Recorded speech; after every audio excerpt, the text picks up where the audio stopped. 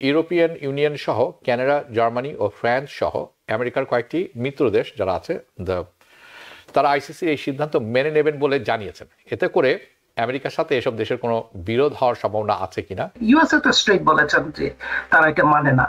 এগুলো করার কারণটা হচ্ছে some of those countries they are actually member of the ICC, so they have to abide by the mandate they signed as a signatory of that ICC. Republican ইনস্টিটিউটের যে ঢাকা সফর সেটি আসলে কি ইঙ্গিত করছে? এবং আমরা ইতিপূর্বে অনেক কথা শুনেছি ট্রাম্পের কাছ থেকে, এবং সম্পূর্ণ গুজব মনে হয়েছে, এবং আদতেই তাই হয়েছে যে ট্রাম্প নাকি শেখ হাসিনা নিয়ে কোনো কথাই বলেননি।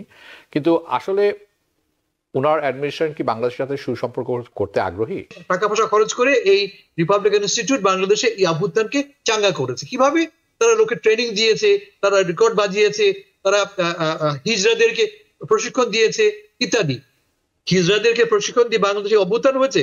আপনি কি পাগল? আইসিসি ওয়ারেন্ট জারি করেছে ইসরায়েল প্রাইম মিনিস্টার বেঞ্জামিন নেতানিয়াহুর এবং ইয়াভ গ্যালান্টের বিপক্ষে, এবং আরো কয়েকজন আছেন, হামাসের কয়েকজন আছেন সেখানে। এই ব্যাপারটিতে আমরা জানি তারা পরোয়াই করেন না, আমেরিকাও করে না।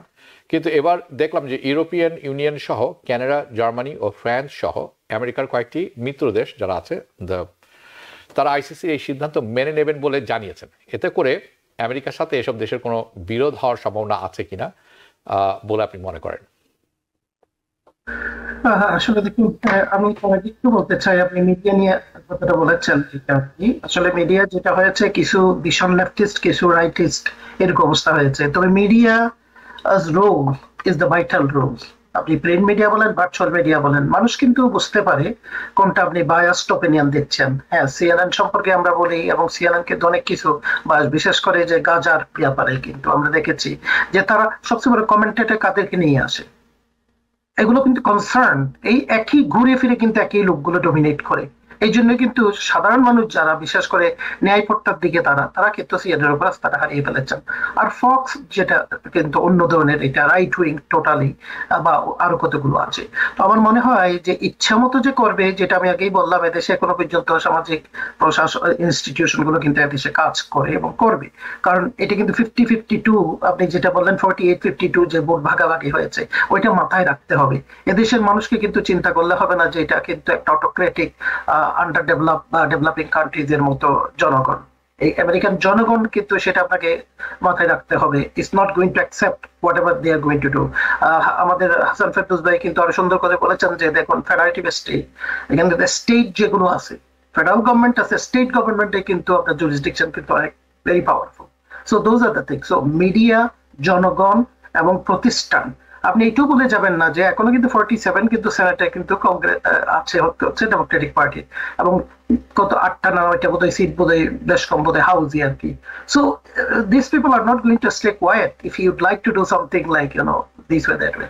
আচ্ছা, আইসিসির ব্যাপারে যেটা আমি একটু দেখার চেষ্টা করলাম যে কারা এর ফেভারে বলেছেন, কারা এগেনস্টে বলেছেন এই ভার্ডিক্টের, এবং মিডল গ্রাউন্ডে কিছু কথা বলেছেন, যেটা হচ্ছে দই মাছ না চুই পানির মতো হিপোক্রেটিক কথাগুলো বলেছেন।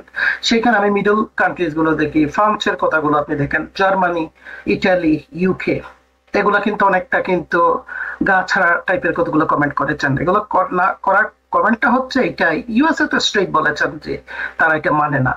এগুলো করার কারণটা হচ্ছে some of those countries they are actually member of the ICC, so they have to abide by the mandate they signed as a signatory of that ICC. তো এখন ফেভারে যেগুলো বলেছেন আমরা জানি, অনেকগুলো বলছেন বেলজিয়ামের মতো কান্ট্রি, জর্ডানের মতো country, Netherland, Norway, south Africa, Sweden, Switzerland, Turkey, these countries, they strongly took a stance and said that yes, this is something that eventually served. Against আমার কাছে অবাক লাগলো যেটা আর্জেন্টিনা, তারপরে আপনার হচ্ছে হাঙ্গেরি, ইউএসএ, আর্জেন্টিনা, হাঙ্গেরি, এগুলো আমাকে একটু অনেকটা কিন্তু বেশ ইয়ে করেছেন আর কি, সারপ্রাইজ করেছেন।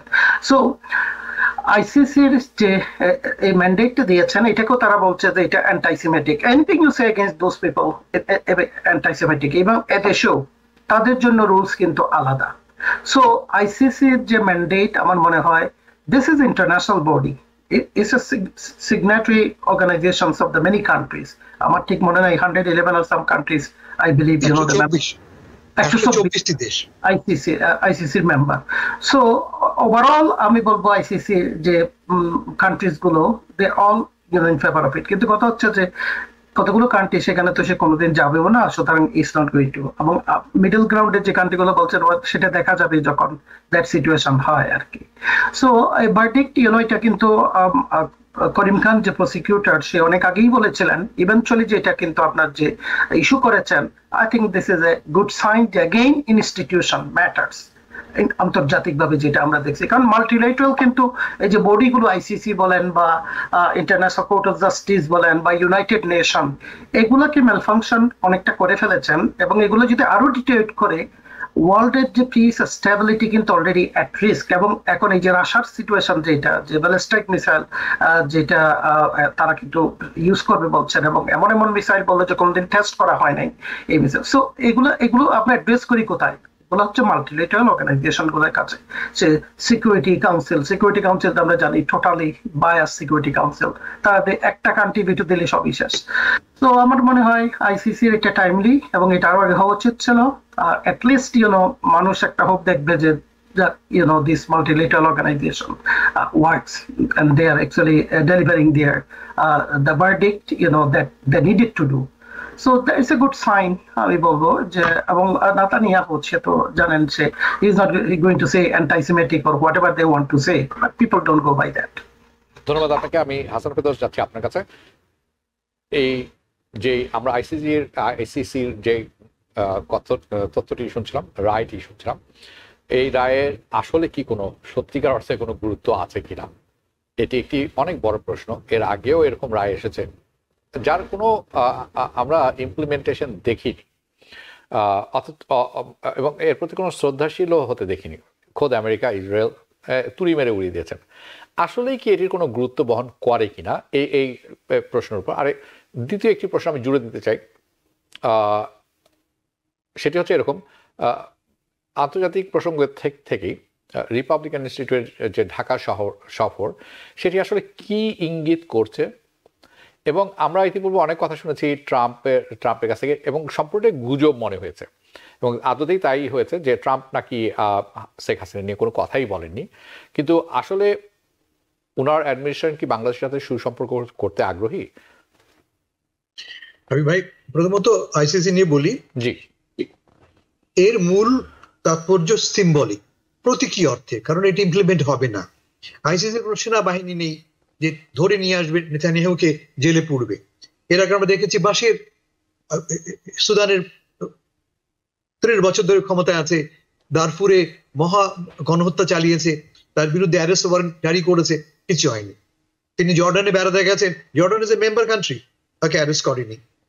দায়িত্বটা সেই সমস্ত দেশে যারা আইসিসির সদস্য, 124টি দেশ এই চুক্তিপত্র স্বাক্ষর করেছে, তাদের দায়িত্ব। যেমন ধরো দক্ষিণ আফ্রিকা, আপনি জানেন দক্ষিণ আফ্রিকায় এই বছর দক্ষিণ আফ্রিকায় গেছে, তাকে অ্যারেস্ট করা হয়নি। পুতিন সাহেবের কিন্তু ভয় আছে। ভয়টা কোথায়? এবং পুতিনের নামে কিন্তু আইসিসি অ্যারেস্ট ওয়ারেন্ট ইস্যু করেছে, এবং এই অ্যারেস্ট ওয়ারেন্ট ইস্যু করার কারণে পুতিন ট্রাভেল করতে পারেন না। তিনি চাইলেই ইংল্যান্ডে আসতে পারবেন না, চাইলে বেলজিয়ামে যেতে পারবেন না, কারণ এই ইউরোপিয়ান কান্ট্রিগুলি সবাই বলেছে তারা আইসিসির সিদ্ধান্ত মেনে চলবে। ফলে বটম লাইন হচ্ছে যে এই সিদ্ধান্তটা ইসরায়েলকে আরো একাকী করে ফেললো, ডিপ্লোম্যাটিক্যালি তাকে আইসোলেট করে ফেললো। কিন্তু ইসরায়েলের পক্ষে বড় শক্তি কোনটা? মার্কিন যুক্তরাষ্ট্র। ঠিক নেতানিয়াহুর সঙ্গে সুর মিলিয়ে আমাদের হোয়াইট হাউস থেকে এই প্রস্তাবকে প্রত্যাখ্যান করা হয়েছে। লক্ষ্য করুন, ঠিক দুদিন আগে 20 তারিখে, এটা তো 22 তারিখে, দুদিন আগে নিরাপত্তা পরিষদের প্রস্তাব নেওয়া হয়েছে অন গাজা সিজফায়ারের উপরে। ঠিক দুদিন আগে 14টি দেশ হ্যাঁ বলেছে, একটি মাত্র দেশ না বলেছে। কোন দেশ? আপনার আমার নতুন দেশ মার্কিন যুক্তরাষ্ট্র। তার মানে মার্কিন যুক্তরাষ্ট্র স্বেচ্ছায় জেনে শুনেই নিজেকে আইসোলেশন বরণ করে নিচ্ছে ইসরায়েলের পক্ষে। এখন এর বিরুদ্ধে আমাদের পথটা কি? এই যে সিম্বলিক ভ্যালু বলছি আমরা, এটা একদম অর্থহীন নয়। বিশ্বজুড়ে জনমত গড়ার পেছনে এটি একটি বড় হাতিয়ার, কিন্তু একে আমাদের ব্যবহার করতে হবে প্রথমত ইসরায়েলের বিরুদ্ধে, পাশাপাশি মার্কিন সরকারের বিরুদ্ধে, কারণ তাদের জন্যই এই জেনোসাইডটা কন্টিনিউ করছে। আচ্ছা, আপনার দ্বিতীয় প্রশ্ন ছিল ঢাকায় রিপাবলিকান ইনস্টিটিউটের সফর। একটু বলি কে এরা, হু আর দিস পিপল। আপনারা তো মনে রাখতে পারে 1 মাস আগে একটা রিপোর্ট বেরিয়েছিল, গ্রে জোন বলে একটি ওয়েবসাইট বা পোর্টাল আছে, তারা রিপোর্ট করেছিল যে বাংলাদেশে যে অভ্যুত্থান ঘটলো সেই অভ্যুত্থান ঘটার পেছনে ষড়যন্ত্র আছে, আমেরিকান ষড়যন্ত্র করেছে কারা? এই Republican institute. What is Republican international Republican IRI, এরা কারা? মার্কিন সরকারের পয়সা দুটো ইনস্টিটিউট কাজ করে, একটা ডেমোক্রেটিক ইনস্টিটিউট, ইন্টারন্যাশনাল রিপাবলিকান, দুটোই কিন্তু একই কাজ করে। এটা হচ্ছে বিশ্বজুড়ে গণতন্ত্রের প্রমোশন। মার্কিন সরকারের দীর্ঘ সময় ধরে, বিশেষ করে এই হোয়াইট করার সময়, একটা বড় লক্ষ্য হচ্ছে গণতন্ত্রের প্রসার। তাদের মতো করে তারা মনে করে যে তারা প্রসার করবে। কখনো তারা সৌদি আরবের বিরুদ্ধে কোনো কথা বলবে না, কখনো তারা ইসরায়েলের বিরুদ্ধে কথা বলবে না, কিন্তু তারা কথা বলবে কার বিরুদ্ধে? বাংলাদেশের মতো ক্ষুদ্র দেশের বিরুদ্ধে, যেখানে সে ভাবে সহজে কিছু করতে পারবে। দুর্বল দেশ, গরিব দেশ, বললাম করো। তো এই রিপোর্টটায়, গ্রে জোন রিপোর্টে বলা হয়েছিল যে টাকা পয়সা খরচ করে এই রিপাবলিকান ইনস্টিটিউট বাংলাদেশে এই অভ্যুত্থানকে চাঙ্গা করেছে। কিভাবে? তারা লোকে ট্রেনিং দিয়েছে, তারা রেকর্ড বাজিয়েছে, তারা হিজড়াদেরকে প্রশিক্ষণ দিয়েছে ইত্যাদি। হিজড়াদেরকে প্রশিক্ষণ দিয়ে বাংলাদেশে অভ্যুত্থান হয়েছে? আপনি কি পাগল? বলে এই এক সম্পূর্ণ একটা অর্থহীন রিপোর্ট, যিনি ঢাকায় এবং বিভিন্ন জায়গায়, বিশেষ করে ভারতে আমরা দেখেছি খুব লাফালাফি হচ্ছে যে এটা মার্কিন ষড়যন্ত্র। আমি লিখেছি এর উপরে, এটা মার্কিন ষড়যন্ত্র নয়, এই অভ্যুত্থানটা জনগণের মাটি থেকে উঠে আসছে একটা প্রতিবাদ, এবং একটি প্রতিবাদ কার বিরুদ্ধে? একটি স্বৈরাচারী সরকারের বিরুদ্ধে। ফলে এইসব প্রোপাগান্ডা সম্পূর্ণ অর্থহীন। এই মিটিং এর যেটা ঘটেছে তা হচ্ছে যে, আমরা জানি যে একটি ডোনাল্ড ট্রাম্প সাহেব দিন 10 আগে তিনি টুইট করেছিলেন, আমি চেক করেছি তার ভেরিফাইড এক্স পোস্ট থেকে।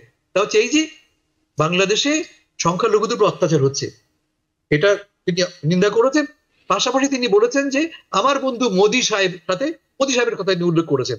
মূল ফোকাস তার প্রেসিডেন্ট প্রাইম মিনিস্টার মোদি। এটা কিভাবে হয়েছে? আমি আপনাকে ইতিহাসটা বলি। আমেরিকায় এক সংগঠন আছে, নাম হচ্ছে হিন্দু ট্রাস্ট। হিন্দু ট্রাস্ট একটি প্রো বিজেপি হিন্দুত্ববাদী সংগঠন, যা ট্রাম্পের সঙ্গে অ্যালাইন্ড। তারা ট্রাম্পকে ফান্ডিং করেছে।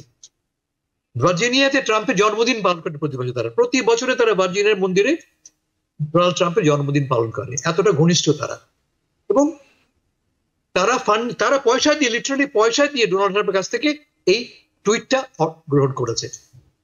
এরপরে আমরা একাধিক টুইট দেখেছি যার কোনো ভিত্তি নেই। যেমন শেষ টুইট আমি দেখছি, এই গতকাল পরশু দেখেছি, এই টুইট এসছে যেখানে বলা হচ্ছে যে ডোনাল্ড ট্রাম্প বলতেন যে তারা জনমত জরিপ করেছেন, কাকে তুমি পছন্দ করো?